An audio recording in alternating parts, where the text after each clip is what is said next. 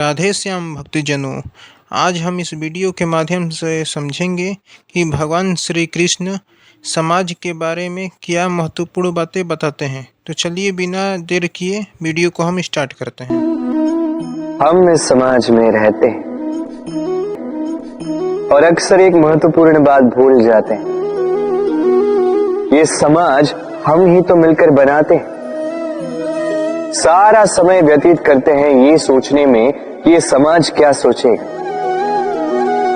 मुझे क्या करना चाहिए, मुझे क्या सोचना चाहिए, क्या पहनना चाहिए, क्या अनुचित होगा, क्या उचित होगा। यदि मैं ये करूं तो उन चार लोगों को ये तो नहीं लगेगा कि मैं बुरा हूं, जबकि मैं नहीं। भय उत्पन्न हो जाता है इन चार लोगों के कारण। इसके कारण हम अपने अंतर मन की पुकार नहीं समझ पाते, न सुन पाते हैं, न कह पाते हैं, न कर पाते। इन चार लोगों के भय से हम बुराई का विरोध करना छोड़ देते। किंतु कभी स्वयं से पूछिए, अंततः कौन है ये चार लोग?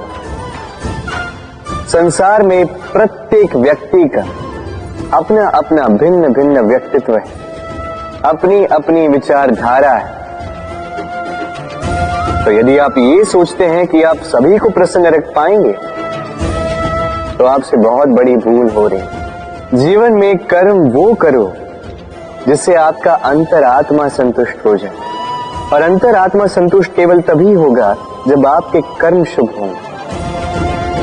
तो अपने मन की पुकार सुनकर इस संसार में शुभ कर्म कीजिए, तभी इस संसार के योगदान में आप सार्थक बनेंगे। राधे राधे। चंद्रमा कितना श्रेय, शुभ्र, कितना सुंदर। किंतु यदि आप गौर से देखेंगे तो इस चंद्रमा पर भी धब्बे हैं। और क्या इन धब्बों के होने के कारण इस चंद्रमा का महत्व कभी कम होता है? कभी नहीं। इसका कारण है चंद्रमा के निरंतर प्रयास। तनिक इस आकाश में देखिए, यह अंधकार सदैव प्रयास करता है चंद्रमा पर हावी होने का। ये चंद्रमा हर समय इस अंधकार से लड़ता रहता है। अमावस्या से आरंभ हुई चंद्रमा की यात्रा पूर्णिमा तक पहुंच ही जाती है, और इसीलिए इस चंद्रमा की पूजा होती है, इसीलिए इस चंद्रमा को महत्व दिया जाता है। इसी प्रकार यदि आप में कोई दोष हो, कोई बुराई हो, तो कोई बड़ी बात नहीं है। प्रयास कीजिए कि उसे सुधार सके, किंतु इसके कारण स्वयं को नकारा मान लेना ये अनुचित है। स्वयं की भूलों को, स्वयं के दोषों को, स्वयं की बुराइयों को भुलाकर तनिक इस संसार की भलाई की ओर तो प्रस्थान कीजिए। आप देखेंगे कि आपके भीतर का तेज उभर कर निकलेगा। राधे राधे। इस पौधे को देखिए, कितना कोमल, कितना लचील। यदि इस पर थोड़ा सा भी दबाव डालें झुक जाता है। पौधे तो होते ही ऐसे, थोड़ा सा दबाव डालोगे झुक जाएंगे इनके लचीलेपन के कारण। किंतु इनका यही लचीलापन आंधियों में, चक्रवात में इन्हें टूटने से बचाता है। यदि इनके स्थान पर कोई अकड़े हुए वृक्ष हो तो पवन की तीव्र गति को वो सह नहीं पाते, उसका सामना नहीं कर पाते, टूट कर गिर जाते। कुछ इसी प्रकार होते हैं हमारे संबंध भी। यदि इनमें वो लचीलापन ना हो, अभिमान की दृढ़ता, तो ये संबंध बिखर जाते हैं। तो लाइए ये लचीलापन अपने संबंधों में, ताकि कल यदि कोई समस्या आए तो ये संबंध टूटे। तनिक इस आकाश में देखिए, सूर्य भी चंद्रमा को देखकर झुक जाता है। हम तो साधारण से मनुष्य हैं, तो संबंध को झुकाना नहीं, संबंध के समक्ष झुकना सीख। राधे राधे।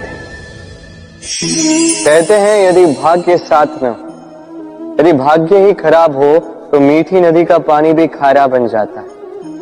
ये बात अनुचित है। हर बात के लिए, हर समस्या के लिए भाग्य को दोष देना अनुचित है। हर अनहोनी का कारण जीवन में भाग्य नहीं हो सकता। कई बार वो हमारी असावधानी भी होती है। सावधान रहना अत्यंत आवश्यक है। हम आने वाले संकट के लिए सावधान नहीं रहते, स्वयं को सज्ज नहीं रखते, और जब अचानक संकट हमारे समक्ष आ जाता है, हम स्वयं को संभाल नहीं पाते। उस परिस्थिति में हम हार जाते। सावधानी अत्यंत आवश्यक है। जब आप किसी अनजान राह पर निकलते हैं तो सर्वप्रथम अपना एक पैर अपनी धरा पर जमाए रखना और दूसरे पैर से आने वाली भूमि का आकलन करें। ये समझदारी, सावधानी का अर्थ है आने वाले भविष्य का आकलन करना। क्योंकि चाहे कुछ भी कर लो, आप भविष्य को तो देख नहीं सकते, किंतु यदि आपके भविष्य में संकट ही लिखा है तो आने दीजिए। उस संकट का सामना करने के लिए आप सावधानी की ढाल का तो उपयोग कर सकते हैं। राधे राधे।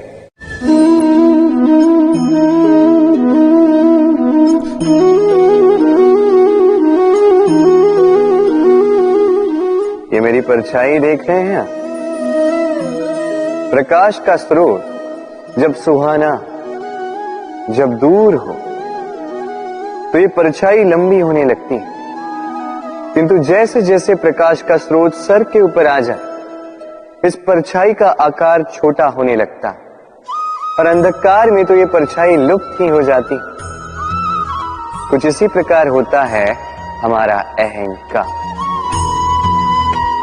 सुख के आगमन में, वैभव की उपलब्धि में ये बढ़ने लगता, किंतु जैसे ही संकट का ताप सर चढ़ने लगे, ये अहंकार छोटा हो जाता है।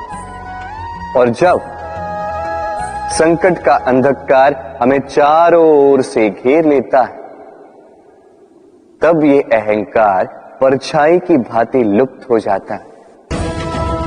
तो वैसे भी आपके जीवन में संकट का आगमन आपके अहंकार का तो नाश कर ही देगा, किंतु इसके लिए संकट की प्रतीक्षा ही क्यों करनी?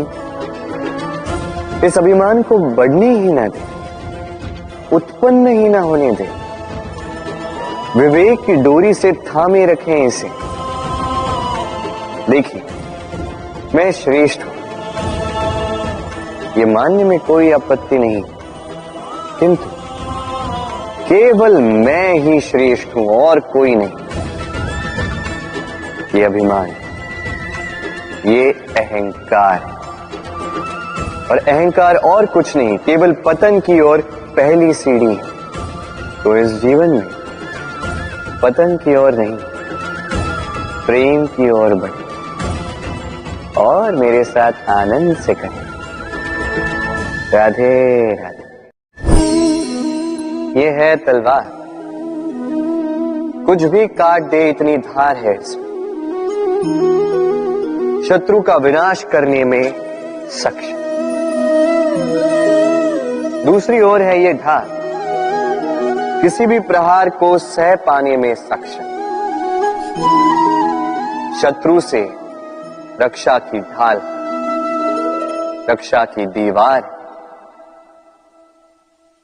इन दोनों के कार्य भिन्न है, इन दोनों के उद्देश्य भिन्न है, किंतु इन दोनों का मूल एक ही है।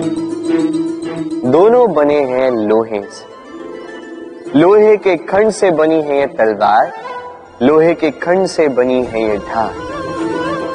तलवार का मंतव्य है प्रहार, ढाल का मंतव्य बचाव। अंतर किसका? अंतर है केवल सोच। सोच, ये सोच ही है जो सच बनकर सामने आती है।